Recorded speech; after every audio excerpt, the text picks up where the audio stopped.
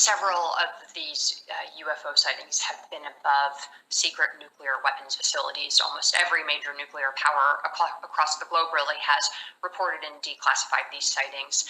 You have talked extensively about the connection here, which might be helpful, I think, for some people to hear in advance of my next question, which is whether or not the U.S. government has considered utilizing nuclear-powered naval fleets to lure these kinds of things to further study them. Wow. So, first of all, Jackie, thank you for asking such a thoughtful question. Obviously, you've done some homework. And I also want to, by the way, thank you as a journalist for following this topic, because I know there's a lot of risk involved. And I also know there's been traditionally a lot of stigma and taboo associated with it. So I want to congratulate you for your courage and thank you and your audience for at least having this conversation. But secondly, yes, that is one of the concerns we have from a national security perspective, that there does seem to be some sort of congruency or some sort of intersection between these UAP or UFO sightings and our nuclear technology, whether it's nuclear propulsion, nuclear power and generation, or nuclear weapon systems. Furthermore, those same observations have been seen overseas in other countries. They too have had the same incidents. So that tells us this is a global issue. Now, in this country, we've had incidents where these UAPs have interfered and actually brought offline our nuclear capabilities. And I think to some, they would probably say, well, that's a sign that whatever this is something that is peaceful.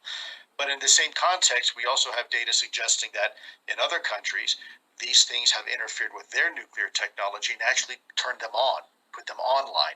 So that is equally, for me, just as concerning. I think that there is certainly at this point enough data to demonstrate there is an interest in our nuclear technology, a potential to even interfere with that nuclear technology.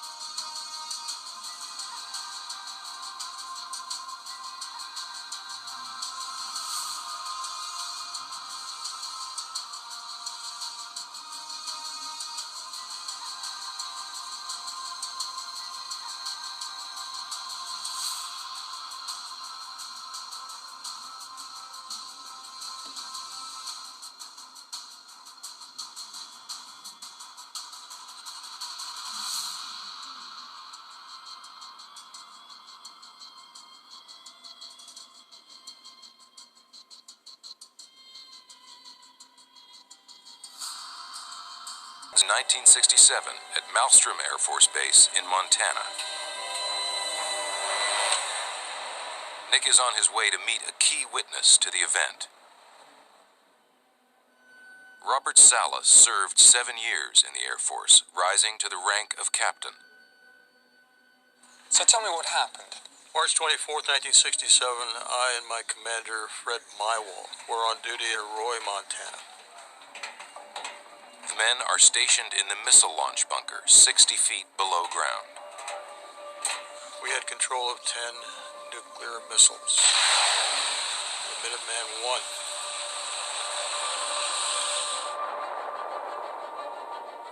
Each missile had an 800 kiloton nuclear weapon. Missile 1. If ordered, it's Salas's job to launch the warheads. I was on alert status. In other words, my commander, Fred, was taking a little nap break. Sometime in the early morning hours, we get a call.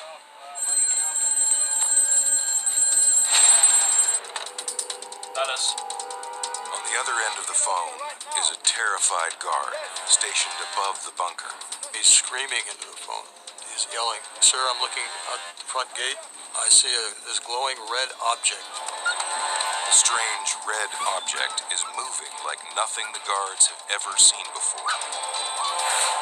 We were flying very fast across the sky, stopping on a dime, reversing course, making 90-degree angle turns, making no noise.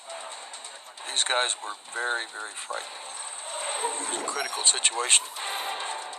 As fear spreads above ground, things are about to get even more terrifying below. I need you to wake up. I've got the... Salas wakes his commander and tells him the guard's report of a UFO above the base.